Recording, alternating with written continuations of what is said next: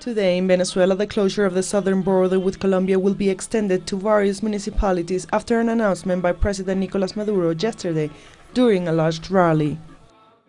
Venezuelans march in support of the border measures aimed at cracking down on paramilitaries arriving from Colombia and the mass smuggling of Venezuelan products into Colombia. Maduro also called for the creation of a South American Truth Commission to address media manipulation. Starting at 5 o'clock tomorrow, we'll expand the closure of the border. I've decided to deploy 3,000 more troops of the armed forces to search for these paramilitary groups under every rock.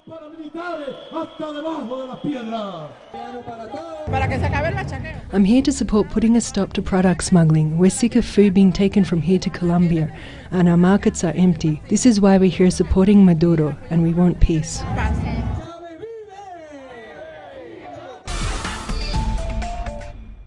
Today marks 10 years since Hurricane Katrina pounded the Gulf Coast, killing 1,800 people and leaving the city of New Orleans underwater. It was one of the deadliest and costliest storms in U.S. history. Today and over the last few days, residents and politicians have marked the anniversary with a range of events.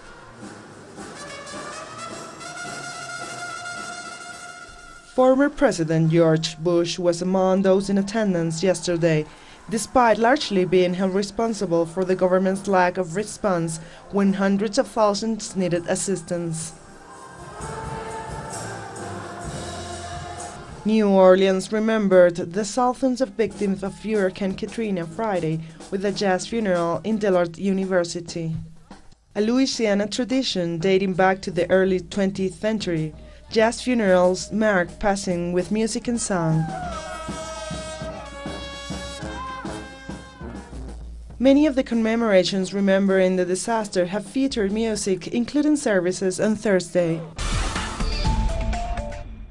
Cuba has become the first country in the world to be officially recognized by the World Health Organization for eliminating the transmission of HIV from mothers to children during pregnancy recently. Cuba has universal health coverage and services are free. All pregnant women in Cuba have 3 major checkups over the 9-month period, including blood tests. What's special about Cuba is that we have full diagnostic coverage for 100% of the population, and the retroviral drugs are guaranteed free of charge.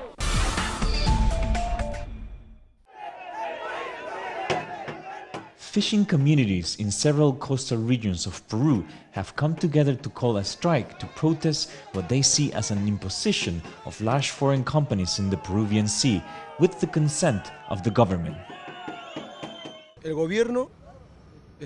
The government wants to step on us. That's what they're doing. They prefer foreigners to us Peruvians. They want to throw us away. We have basically been kicked out of here. As the chief says, the dock reached all the way there. Now look what we have. We only have this little piece. If they throw us away, what will my son live on? What will his son live on? The protesting fishermen claim those foreign companies are an unfair competition. They leave little for locals to fish, reduce the global price of seafood without contributing to Peru's economy, and the lack of regulation allows them to take much more than what they're supposed to safeguard the rich Peruvian marine life.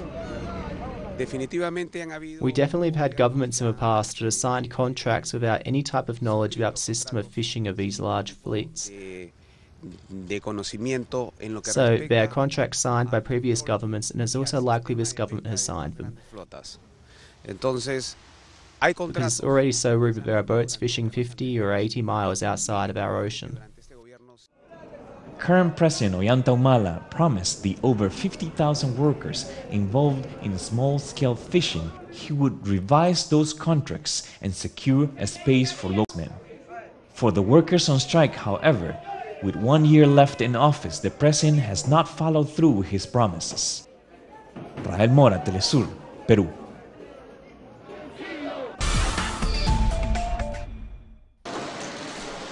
Four men arrived at the Hungarian court today, suspected of transporting 71 refugees who were found dead in a truck by an Austrian motorway.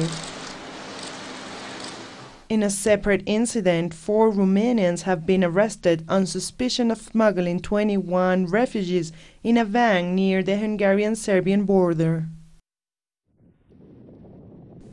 UN Secretary General Ban Ki-moon said on Friday he was horrified and heartbroken at the latest loss of lives of refugees and migrants in the Mediterranean, and urged governments across the world to formulate a comprehensive response to the crisis.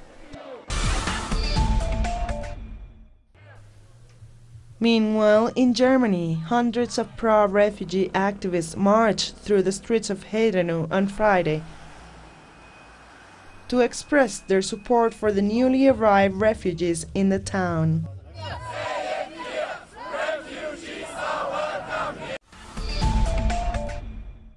Facts that have marked the course of history. Productions designed in the English language and made for the English-speaking world. This is Documentary. Watch it on telesur.net/English. Telesur, wherever the news, you'll be there.